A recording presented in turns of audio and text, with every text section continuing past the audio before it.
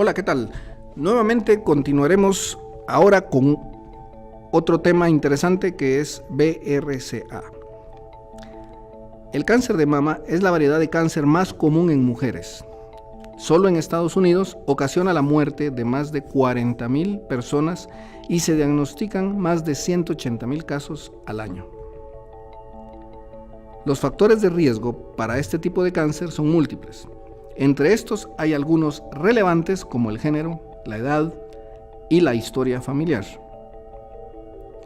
El cáncer de mama es una enfermedad predominante en mujeres.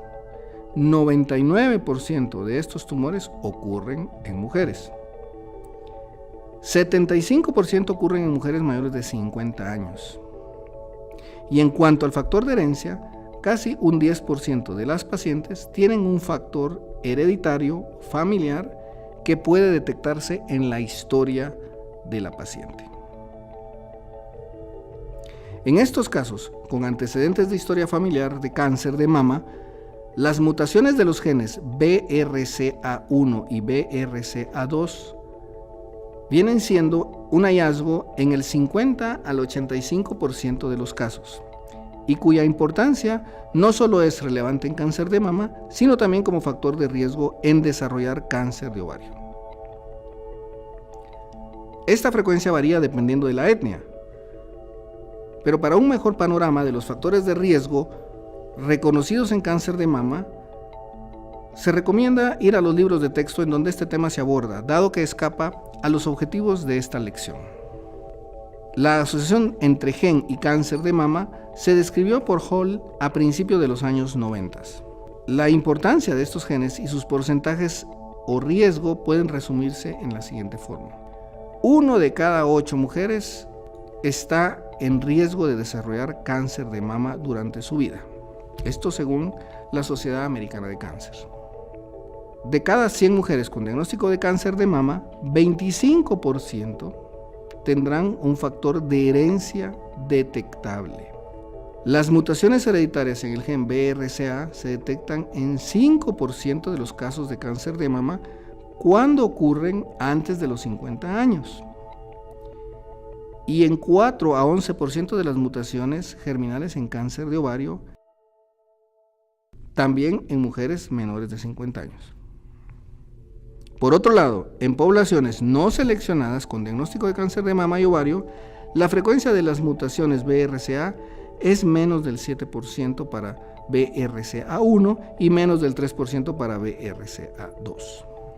Adicional a esto, en el 1% de estos pacientes se detectan mutaciones en otros genes que también han sido vistos como factores de riesgo, como el P53, el PTEN o el STK11.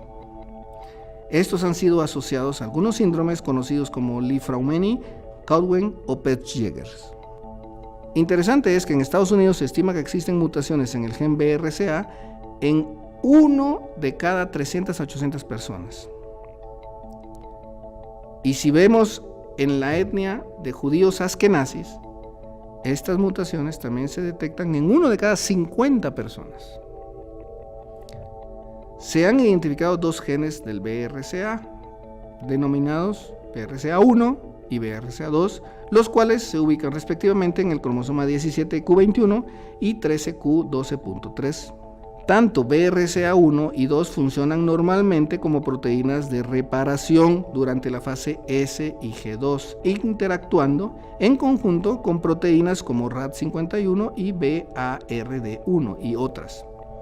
Así forman un complejo de vigilancia genómica que se conoce con el nombre de BASC, mediante lo cual cumplen una función de reparación del ADN en daños de escisión de bases o rupturas de la hebra.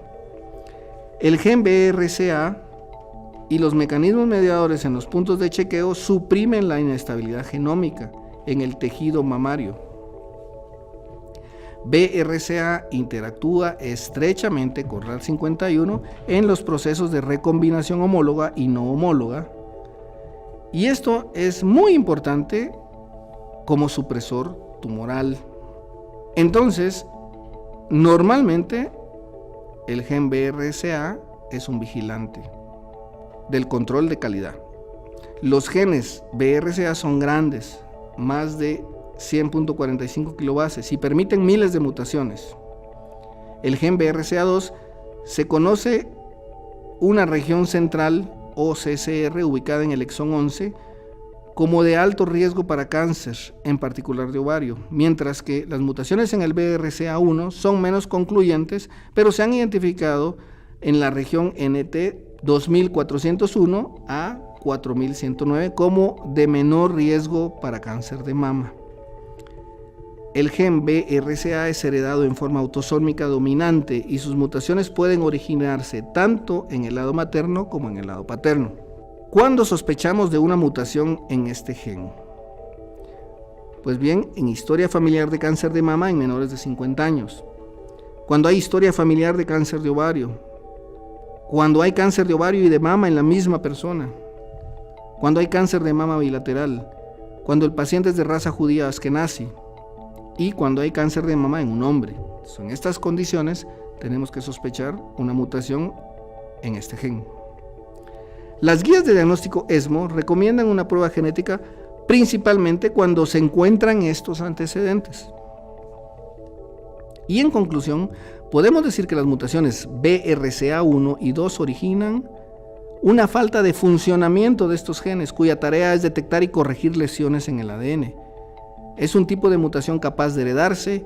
Algunas etnias tienen mayor riesgo. No todos los casos de cáncer de mama y de ovario son explicables por esta mutación.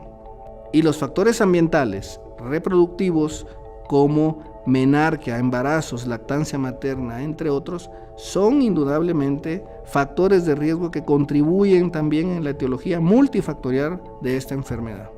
Para terminar, agrego este link en esta página donde podrás descargar una calculadora de riesgo bastante interesante y útil.